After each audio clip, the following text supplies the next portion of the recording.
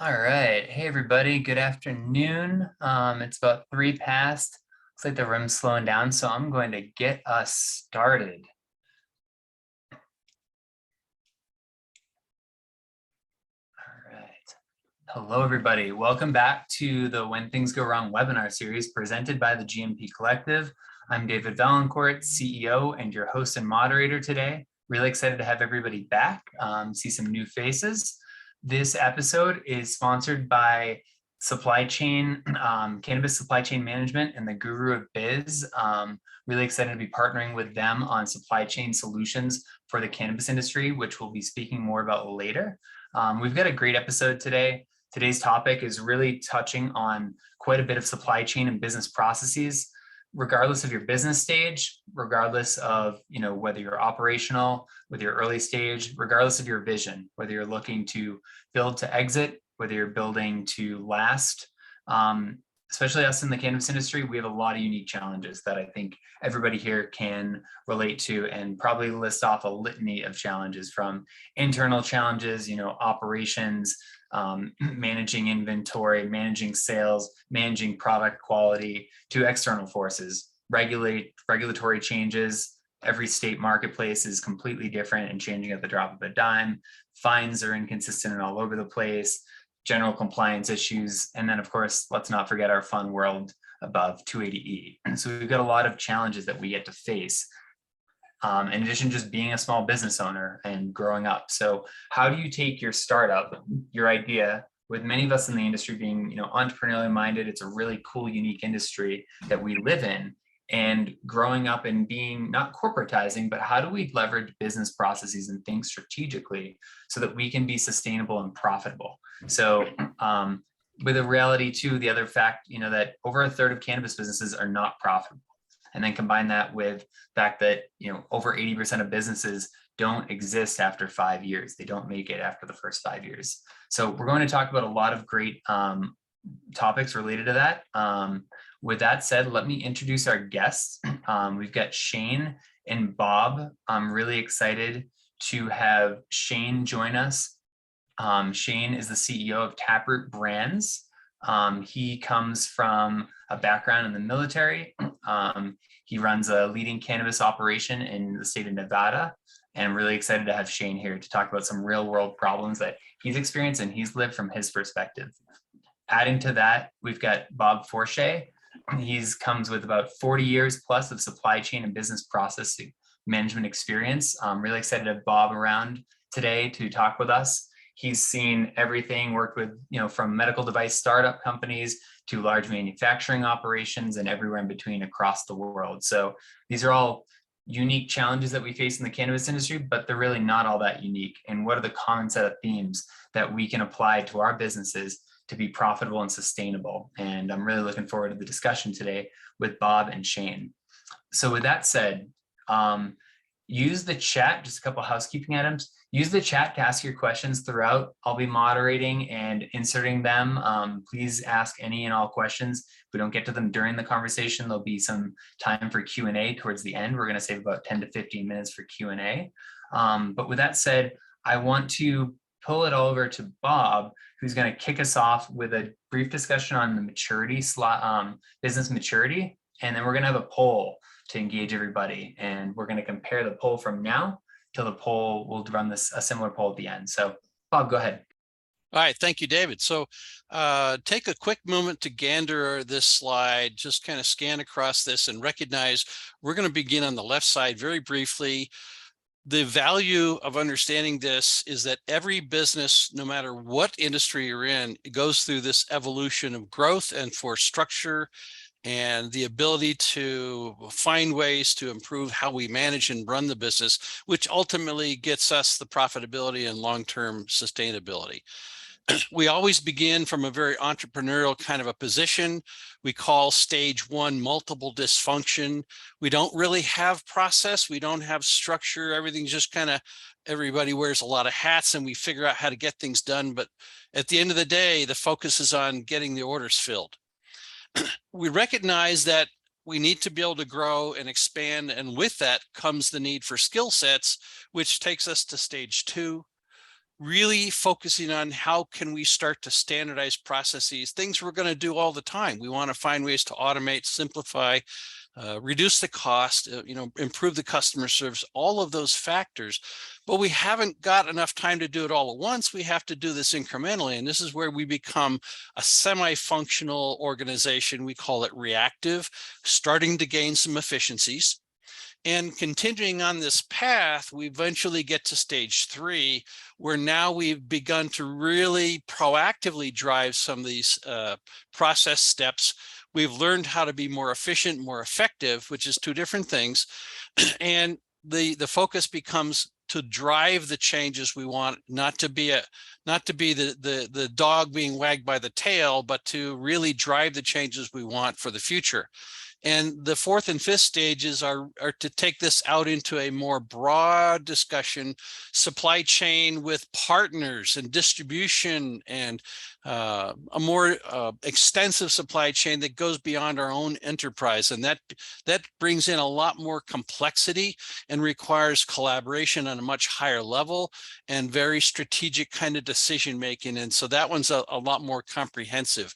And finally, if we were to continue, we get to what we call an orchestrated supply chain. And you might think of something that's as efficient and effective as a Colgate-Palmolive or a Walmart or an Amazon, or, things are really clicking, and there's a lot of technology and a lot of productivity gains that are achieved at that kind of a point. What we want to focus on here today is to see how we can help you recognize where are you in this evolution and what would be to your benefit in terms of driving the future path. So I'll leave it there. Thanks, Bob. And with that, I've opened a poll. So there's 4 brief questions based on the supply chain maturity grid and model. So if you just give you about 30 seconds, just answer those questions. Let us know where you're at or where you feel like you're at.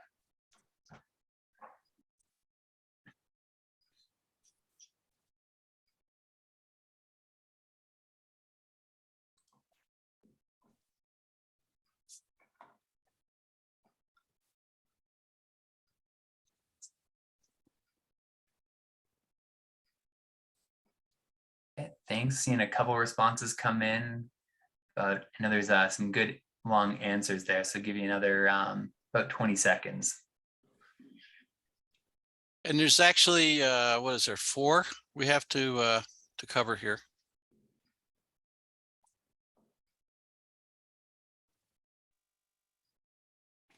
Awesome. Looking good so far. We'll give just another about 5 seconds. And then I'll share the poll results, and then I'll turn it over to Bob to just share what you think of this results, and then we'll kick it over to Shane. All right. Final going once, going twice. Sold. End. Share results. All right. Everybody see the poll on the screen. Okay. So it looks like yeah, about half the folks are in stage 2, kind of early stage. Most of the folks between stage 2 and stage 3. Nobody's at feels like they're at the stage 5 Colgate level, so we don't have any Colgates that we're aware of here. Some good. That's pretty exceptional. The stage 5 is a very rare atmosphere. So if you look at this results, this is pretty common to see this. And again, this is really any kind of industry is going to experience this kind of a growth path. It's very early for small businesses. You're going to start out in a stage 1, but if we are intent on driving sustainability, we need to become profitable. We need the cash flow, and we really do have to look at some of the more important structures, things that are obvious, like payroll. That's going to happen anyway, but the more strategic decision making, that has requirements to raise the level, to kind of raise the performance of the organization. And that's where we start to see some of that change going from semi-functional into maybe an integrated enterprise. The moving parts are many and complex. They don't have to be a lot of complexity. They can be, and some of the challenges prioritizing where do we spend our time, where do we spend our efforts and our resources. Supply chain is maybe second or third down the list when you're thinking about compliance and what do you do with local compliance and what's happening with national issues. There's a lot of things on the table to talk about. And of course, there's the day-to-day factors. So supply chain can easily kind of get left by the wayside in terms of where do we focus on certain business capabilities? What do we need to think about for cash flow? What do we need to think about for investing in our people, our training, and our business for longevity? So how did we show for the other? I saw the first questions here. What do we show for 2, 3, and 4? Oh, sorry. Let me go back there and polls, share results. There you go. Can you see all 4 of them there? Yeah, let me scroll. I think I can scroll. Yeah, I can scroll. Okay.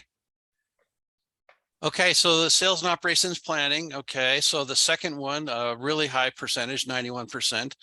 Then that's a good indication that people are headed in the right path. The question becomes, are we effective in the way that we want to be? Are we getting the results that we'd like to see?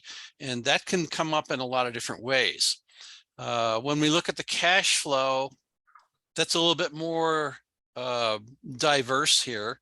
36% yes, but don't have a documented process. That's not entirely surprising. There's a lot of things we can focus on. If we measured goals and objectives on a daily basis, then by default, we'll make our weekly and monthly goals. But if we don't have a strong process that is what I call routine, then we can find ourselves missing opportunities to be proactive. And that's where cost can really get a hold of us in a negative way. I'll look at number 4 there. So strategic initiatives, so good, 64% already started. That's really encouraging. Some within the next 24 months. So there's always opportunities here. And the prioritization is going to be a question. How we understand the process and how well we do it are often a little bit of a gray zone. I had talked to a lot of clients that are saying they do S&OP, but they find when they look a little deeper, they aren't getting the traction that they really would like to see or need to see. And so that's one of the things that we can talk about today. Awesome. Thanks, Bob. And thanks everybody for answering the poll. So with that, I want to kick it over to Shane. And, Shane, where do you fall in the maturity curve? You've been in the cannabis industry since I believe about 2013. I've gotten to know you for almost half of that journey at this point, off and on. Tell us a bit more about your experience as a cannabis business owner, a little bit of your background and where you fall in this and what you run into for challenges. Yeah, absolutely. I placed myself in the second category, although most of the day I feel like if you had a category of organized chaos, I would probably fall somewhere closer to that one. But I think, as far as my background in entry into here, and I think it'll provide a little bit of a perspective. Like you mentioned, I had a long career in the military, so I felt that through that I was able to develop a better understanding of larger organizations, leadership, management, whatnot.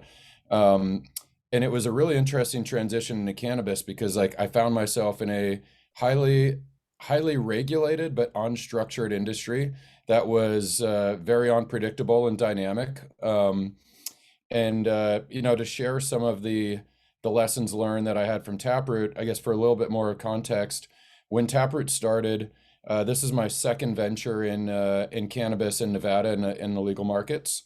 I was one of the first licensees when we issued licenses in 2013. We were pretty successful with the vertical operation there. And then Taproot was a little bit of a package of my lessons learned from round one with a more refined team and a better focus. Really, the two differences in that venture were in the first company, we, like I said, we did very well in the licensing, and we set out to raise $20+ million pre-revenue on an untested management team in a brand new market. And I definitely felt that. I ended up joining that team on the operations side. Then when I left, I was CEO of that, and it came with all the challenges that other companies have seen trying to raise a large amount of money early on. in new markets. And so when we did Taproot, we wanted to do it a completely different way.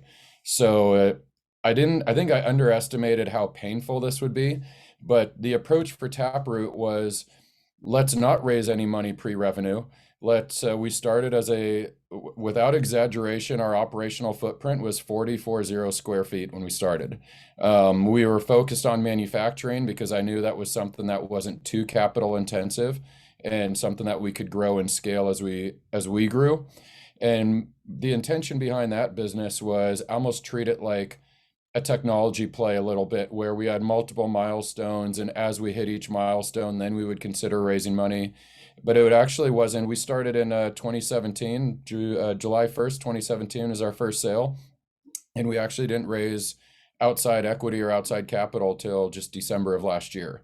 So I learned a lot of painful lessons from, I think, good lessons about building fundamentals of a business and trying not to get too far ahead of your skis. Doing that on a very budget limited and cost constrained business. And I think when we first started off, our focus, every time I spent money, it was either every, call it internal investment, needed to be to generate revenue or cut costs. And when you start lean, there's really no other opportunity. And what I found, fast forward to where we are now, is it was definitely a painful path to get there, to be under-resourced in a very capital-intensive business. We've since scaled from that 40 square feet to having 16,000 square feet of GMP-compliant manufacturing space. We've expanded our manufacturing facilities to include 6 dispensary licenses, one which is operational now in Nevada. But I still feel like we're that growth stage, early startup, trying to build the plane as we fly it kind of thing.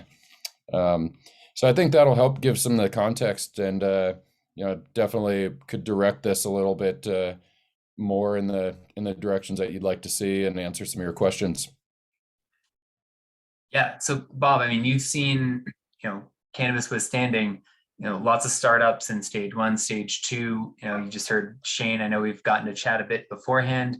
What's your perspectives? Think about where do you start with clients to begin recognizing this limited resource reality that we all live in?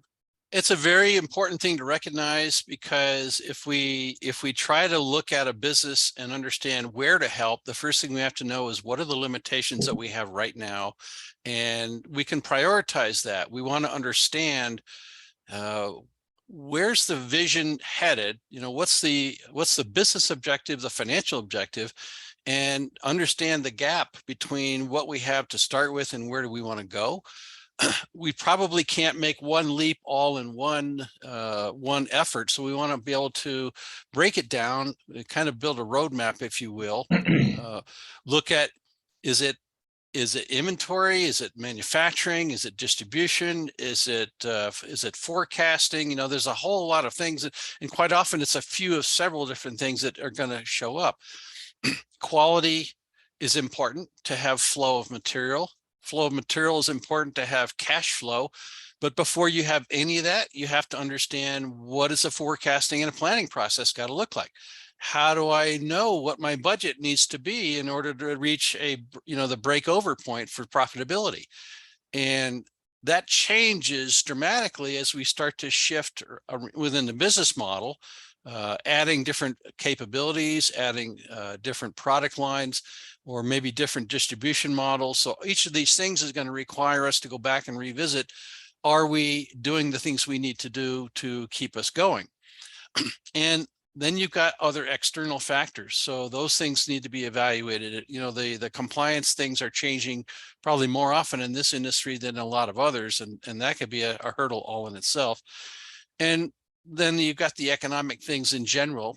What happens when the economy is changing, and you have things like COVID that affect us, and those have their own impacts on our business model. So having the ability to evaluate and prioritize is where we start. And then we want to break it down and look at the gaps that are identified. We generally see a need to talk to the planning process, which can have several different elements. we talk about a concept called consensus forecasting. Traditionally, people think of a forecast that comes from a sales organization, and yes, that's part of it, but there's more to be done. A good example here is if you look at the effect of the chip shortage in the cell phone industry and the automotive industry. Last year, Apple had their sales forecast and they looked at their supply of chips and they recognized there's no way we can get to that number. It's not physically possible. And so they had to come back through the forecasting process and figure out what can we commit to and what does that do to our revenue number? And they had to change it by over $3 billion for the year. Those are realities that we need to really identify and face proactively, not after things have gone bad, right? That's one of the biggest reasons to do the sales and operations more routinely with a structure. Another piece of that is the risk analysis that we often run into. So whether it's earthquakes in Taiwan or volcanoes in Manila or a drought in the Southwest United States, there's a lot of things that are affecting supply chains in many different ways. And it could be product, it could be packaging, it could be customers. So those are things we need to be able to identify within our business model as well. At the end of the day, when we find these issues, we want to be able to size them and know, at least with a direction, what are our options? What's the range of planning up or down that we need to consider, the range of what's likely to happen? And so that's how we can start thinking about resources, capacities, inventories, and of course, the cash flow. So hopefully that gives us a little bit of a starting point. I wanted to touch on something, Bob, that you mentioned, and it kind of follows up to what I said, where when we first started, every dollar that we wanted to spend went into either generating revenue or cutting costs. And I think what I underestimated early on was the importance of investing in supply chain management and forecasting, like you mentioned. And maybe to put that in perspective is, I didn't want to spend the money on a technology solution, not like we had a lot of options back then anyway, but I didn't want to spend the money on a technology solution that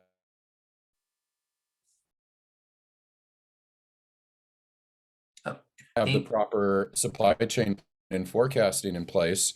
Then one of two things would directly contribute to some of my capital restrictions and revenue challenges. Meaning, if I stocked out on product and we sold more product than I had in inventory, and then I had to go and try and repurchase more inventory, that turnaround cycle, especially sourcing things from overseas, could be a month to a month and a half by the time we get all the proper raw materials, produce the product, label it, brand it, and then get it back out on the shelves. And I mean, obviously you can calculate your monthly revenue targets, and a stock out of even 1 week has a very quantifiable impact. And then on the flip side of that, if you bring in too much inventory and you spend what limited working capital you have, then that's all cash that's tied up on inventory that's taking too long to turn over in the sales cycle. So once we identified those as some of our major limitations, and I think I started making the financial connections of just-in-time inventory planning and using S&OP to do the proper procurement and sourcing that would come within the product development cycle, we were able to really focus on what our cash requirements were going to be to keep the operation not only sustainable and hit the par levels that we wanted to have for all of our SKUs, but to also meet our growth plans in the future of if we want to grow X% per month, and we need to look past that horizon of our immediate menu and what we have to sell, and start thinking about what are the longest poles in the tent for our forecast and procurement, and what do we need to spend, that might be 4 or 5 months down the road in order to meet our inventory targets, month and a half, 2 months out. I think that is a really good example, a set of examples that you talked about, Shane. The elements that we touch on a daily basis can seem very immediate, but at the end of the day, at the end of the month, we look back and say, where did I spend my efforts? I've had clients in different industries, not just one specifically, but when they haven't invested in the right approach for data reporting, when they haven't seen the need for advancing technology. And it doesn't have to be jumping to an SAP or Oracle, just getting to the next level to help us be productive. If you're trapped in a spreadsheet, I had a client one time who's doing all their purchasing in Access database, and it was extremely painful. And they were spending an inordinate amount of time that was not going into value, that they could have been investing in their time in other things. So we have to look at how we run the business and where do we focus to get that cash flow. We can start to get a really good idea of our efficiencies around that when we start to measure cash to cash conversion. What's the turnover time of cash and of inventory?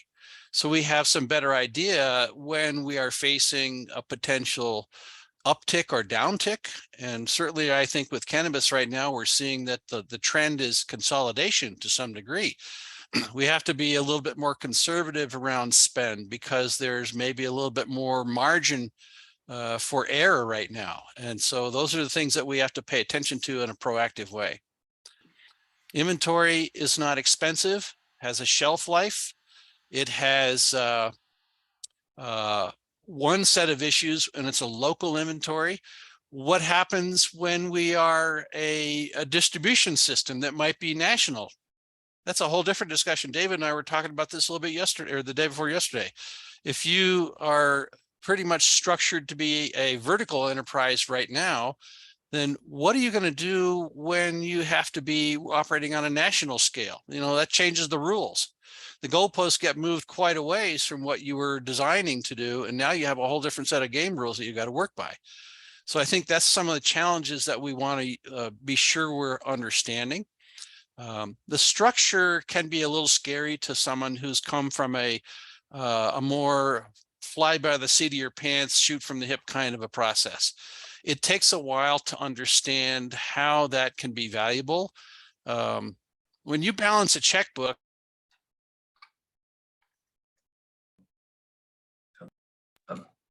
Bob, you muted yourself, I think. oh,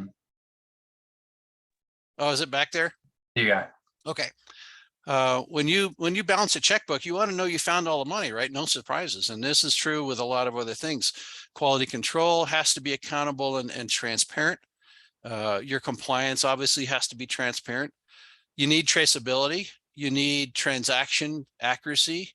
You need to have enough structure to have those checks and balances that help you guide the missile. Yeah. Thanks, Bob. So, Claudia, I see you've got your hand raised. Let's pause. If you want to come on, feel free to ask your question. Welcome. Hi, this is Claudia with Cali Bueno. We're a cannabis brand here out of California, also an equity operator. And I wanted to just circle back the just in time, and I think there was a SNOP planning. I'm just wondering, I'm at that stage where I've been operating my business more on a smaller scale. So when I hear those terms, like, is there certain times of the year when these things become really crucial that you've experienced? I just wanted to hear a little bit more feedback for those people that have some successes. Well, Claudia, I can touch to a little bit on from the operational perspective, and then maybe Bob can talk to a little bit more specifics. But when I mentioned just in time, I meant it in the sense of you don't want to purchase more inventory than you need. And by the time that inventory comes in and gets made and ends up on your menu, you want to minimize that timeline as much as possible, because anything in excess of that is tying up some sort of resource. But also, I think it's important, depending on what part of the business you're in, as a manufacturer, we have some products that, depending on what ingredients, specifically I'm talking about edibles, depending on what ingredients, they might have a couple week shelf life that we can sell them. So if we don't plan that appropriately and we overproduce, we're going to end up having to discount a lot of product in order to move it before the end of its shelf life. I would say the same thing is true for any sort of flower, even pre-rolls, dabbable concentrates, because as any consumer will tell you, when you start seeing flower that gets over a couple months old, it really decreases the value. So, and I know a lot of customers will look at harvest dates and production dates, and if they see flower that's 9 months old, they don't want to buy it, and rightfully so. So that's why we really need to focus on being able to understand which products have what sort of life cycle and turnaround time, and making sure that we're not expending more resources than we need to, than is necessary to sell those products. But it really comes down to business intelligence, knowing your market, knowing your supply chain, and I think that's where we started using the sales and operations planning, the S&OP planning model with GMP Collective. They were the first ones to introduce that to us, and it was really capturing on a SKU by SKU basis what you need to look at, how early you need to act, and setting up something where we can start matching our financials and our budgets to our supply chain. And I would say the biggest eye opener for me was when we, call it day one of starting this process, and we said, well, this is where we want to be as far as a monthly revenue goal in our lab. And we realized that in order to get there, we probably needed, without exaggeration, 6 to 9 months of planning before we actually saw that effect take place and get in the rhythm that we needed. Where in my mind, I said, all we need to do is raise a couple more bucks, invest that, and next month things will be much better.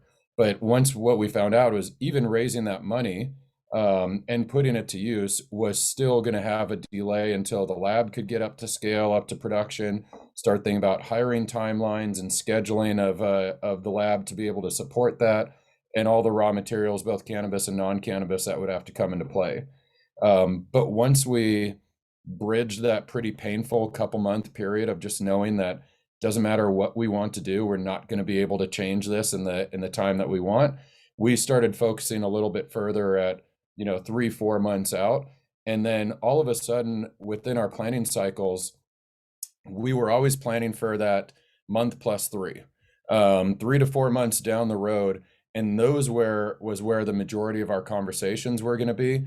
And as each month rolled by, in the month plus 1, month plus 2, more in that shorter within 90-day horizon, we're just making little updates.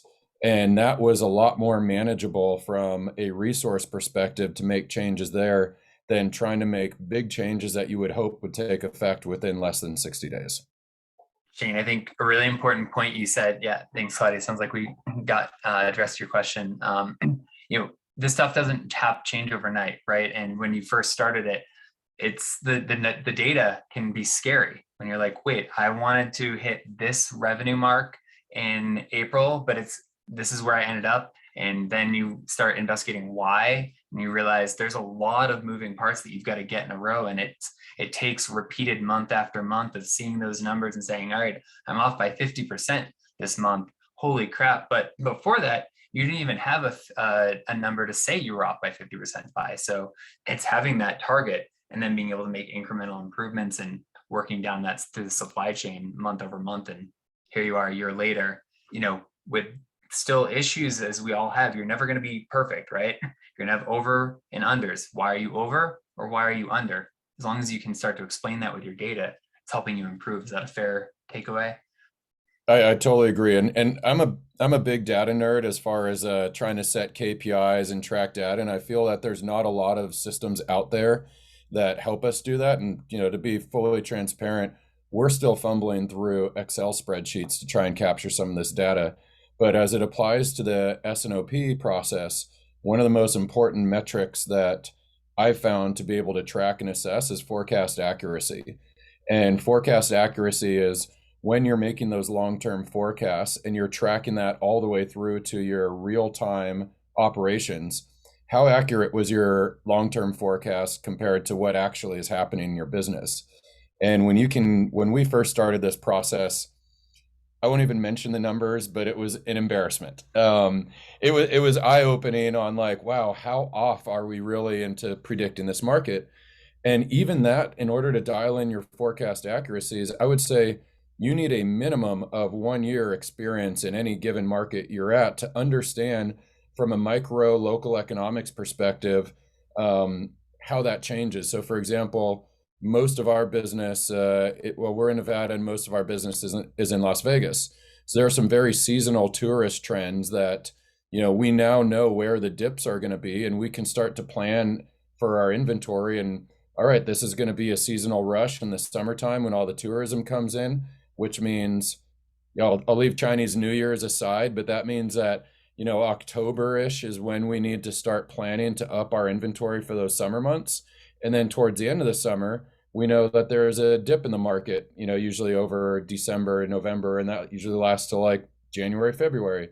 So by predicting that and start to dial in your forecast accuracy, you'll really realize how efficient you can be with what I have to assume everybody has limited capital, limited cash, even the larger MSOs.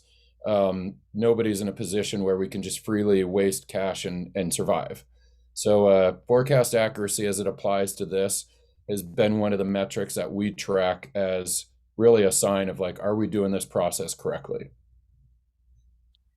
If I can add to that a little bit, I think that when we are starting out, we are very short-term, very immediate. So I like the concept that you were talking about, Shane, 1 plus 30, 1 plus 60, 1 plus 90, you really get into a cadence. So Claudia, to your question, this is a rhythm that you need to do on a regular basis. It's a monthly cycle.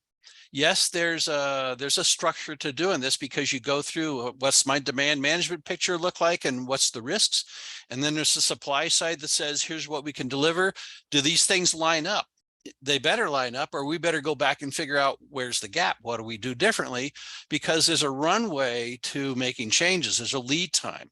You might have the product, but maybe you don't have the packaging. Shane mentioned that there's some lead times we have to be sensitive to, and sometimes those things can blindside you, and that can be a real problem. So the structure also will bleed over into other areas of the business. So your purchasing strategy, how often do you deal with some suppliers? You're not going to need to talk to a laundry supplier very often, but someone who's a strategic partner, you're going to talk to a lot on a weekly basis. And so there's a whole range of communication that needs to happen. And to Shane's point, you're always checking the data accuracy. You're always looking for the forecast. You're looking for the flexibility. And when you think about forecasting, there's really two parts to that forecast. If I forecast that the sales for next month are 100 something, that's only half the question, or half the answer, I should say.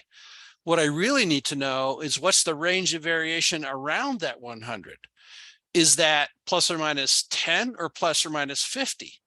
Because that represents cost to me as a business operator. How do I need to be prepared, or I'm going to lose those sales that's revenue that I've left on the table, right? So I need to start evaluating the trade-offs that are going to be necessary.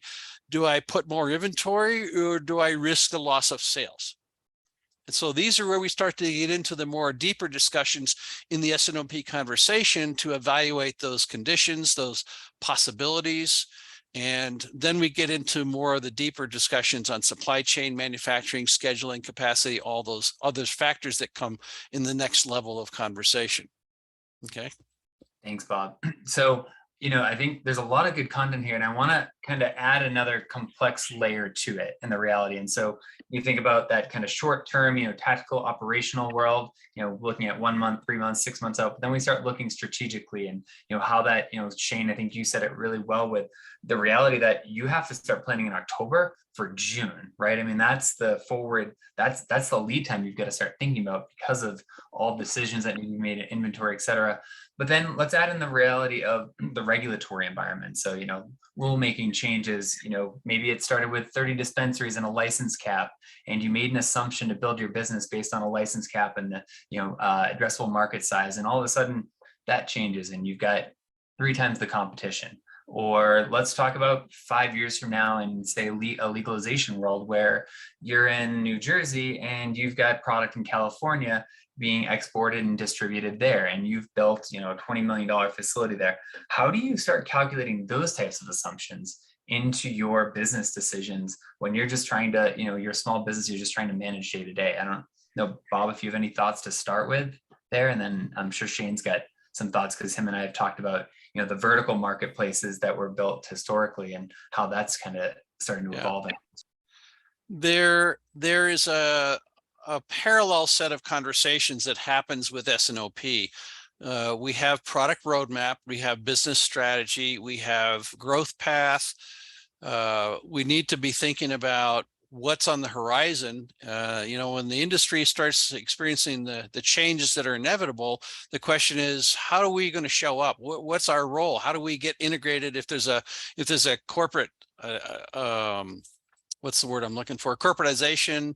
As things start to develop, we have new alliances and new partnerships. There's consolidation that can happen. Some of the weaker players get gobbled up. So our product roadmap is one set of conversations. Our cost and our investment is another set of considerations. We need to be able to manage our growth. If you grow too fast, you can lose control, and that's a bad thing too, right? So you need to be able to know how this is going to all shake out. So the S&OP sounds like something simple, but when we do it very carefully and intentionally, it brings us into a strategic decision-making capability that we do on a monthly cycle. And we can evaluate those trade-offs, and each month it could be a different set of challenges that we face. But having the process gives us a lot better understanding about where are we on any given point in time. And as new things come up, as the road construction says detour, we have a better idea what we're able to do when we react to the detours, because they're inevitable. Change is inevitable. And so the people that are better prepared are going to have a much better idea based on what they know their capabilities to be. Thanks, Bob. Yeah, Shane, go ahead. I'm sure you've got some thoughts on this. Yeah, I think it's weird because there's two different, I guess, like character traits that I think, or I'll say three. If I was to list the three most critical character traits in cannabis, it's probably resilience, number one. And resilience could also be defined as the ability to take a beating and wake up every morning with the same passion of trying to do it again.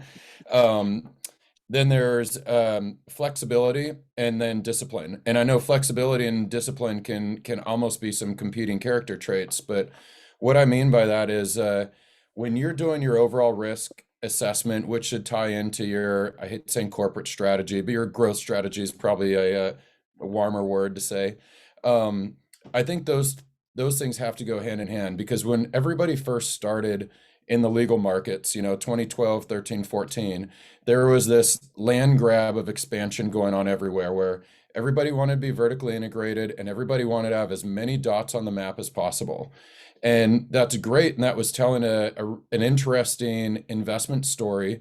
But at the same time, fast forward 2 or 3 years when those licenses are won, and now you got to get them up and running. Each one of those dots spread across multiple different markets with different regulatory structures, different local economics. Now the industry is in a position where we got to execute.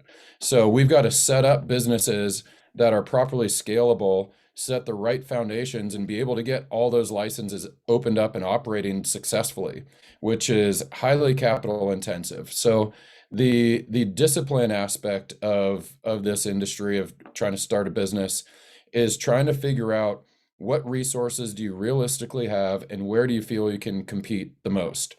And for us at Taproot, we made a conscious decision to stay very focused on manufacturing for a long time because that was our core competency.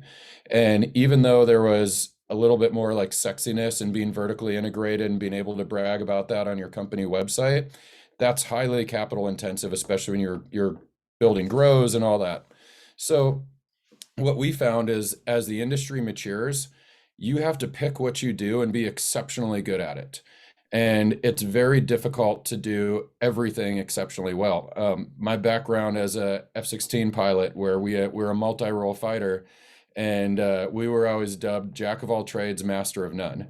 And I feel I see a lot of companies that are doing that in cannabis to the same extent, where in previous years, margins were better. I don't want to say you could be sloppier with your execution, but there was more room for error just from a margin standpoint.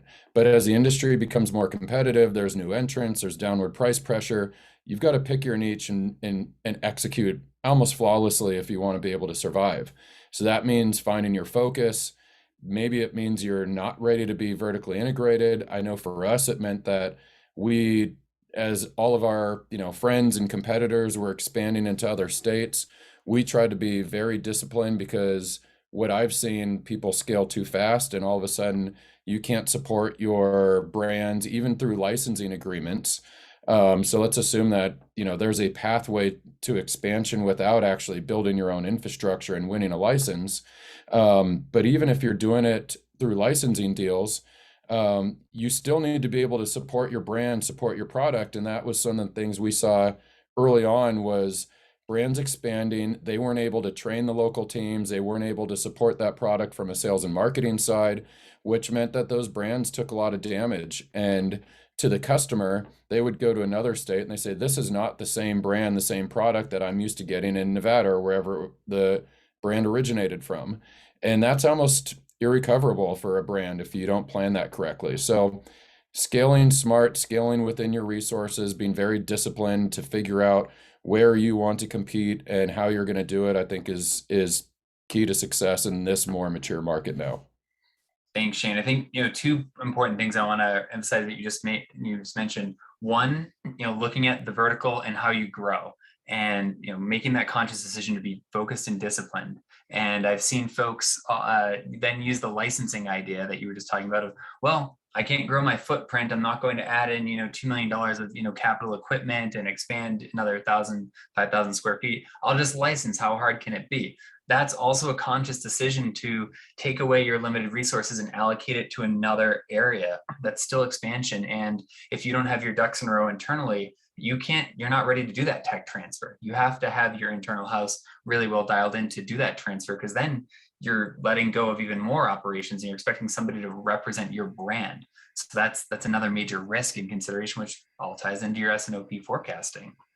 And I would argue that if you haven't figured out the S&OP forecasting in your single state market where you're starting, good luck trying to implement that across 5-10 states at the same time. And by the way, figure it out on the leadership level, but then train your local teams how to do it as well.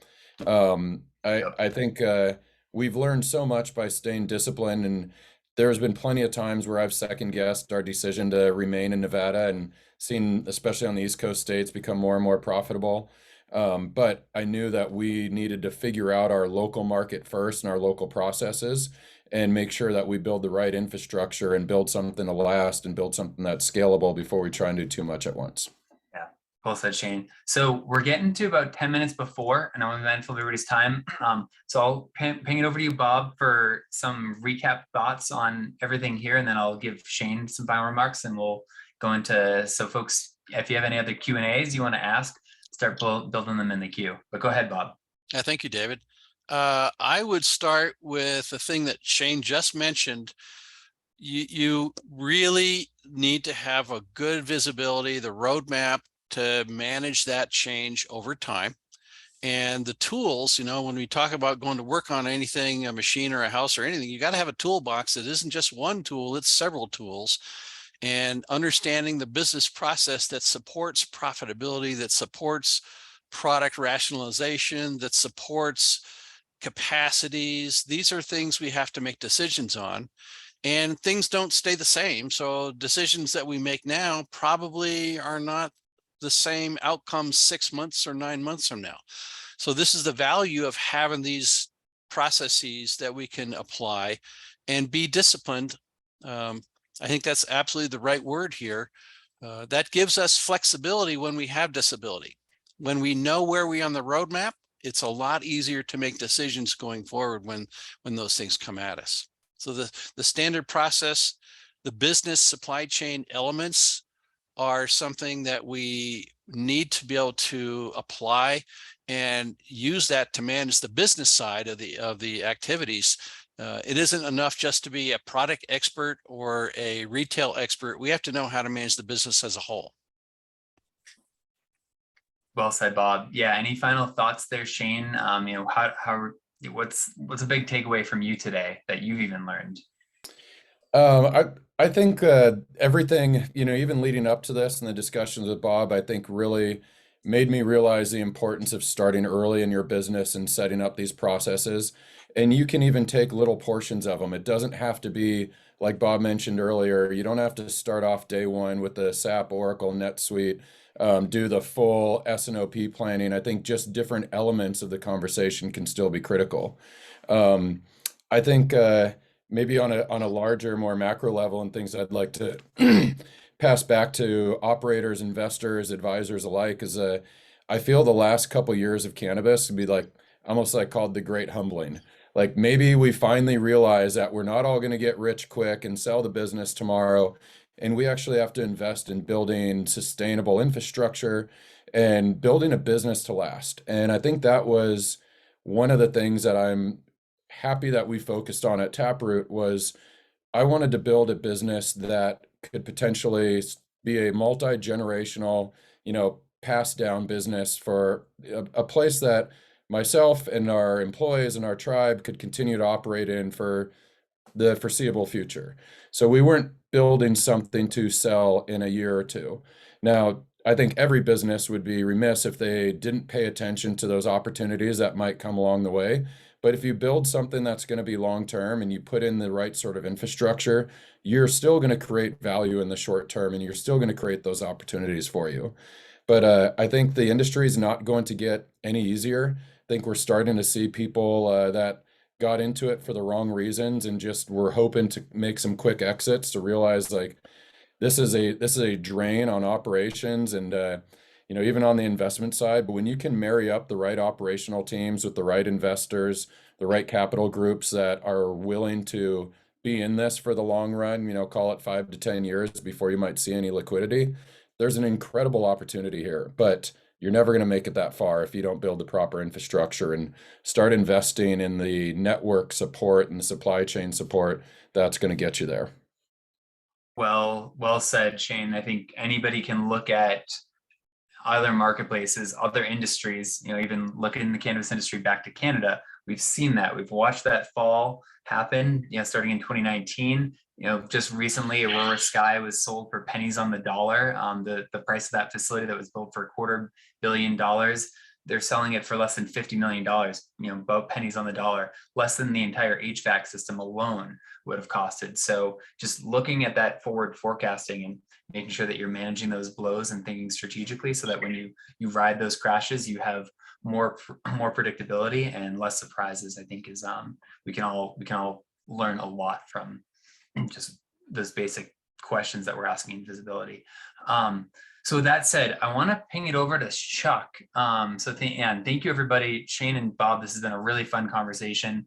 I'm going to ping it over to Chuck here for a second, who I've been working with for quite a while. I've known behind the scenes. We met actually about 3 weeks before COVID really shut down the world at a supply chain conference. And I can tell you, I learned a ton from Chuck. So Chuck, tell us a little bit, just brief introduction of yourself, and tell us a little bit about this program that we're working on and how this can help businesses here today.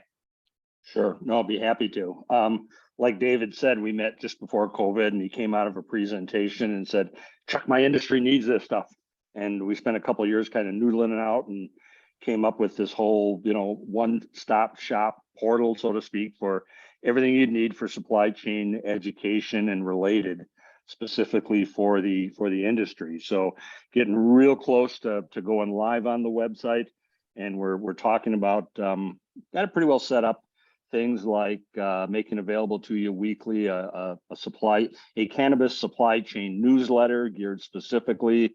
That'll be available, weekly. Putting together a 24/7 line with other supply chain experts, so you can ping anytime and get answers to specific questions. Been creating videos, podcasts for resources for you, as well as in the finishing stages of a specific book for supply chain for cannabis industry. So we're getting close on that, and a whole ton of education for everything that Bob and Shane have been talking about, supply chain strategically. We're going to offer training classes, supply chain finance. We've even got sustainability and circular economy. And what's cool about that is you are going to learn by doing.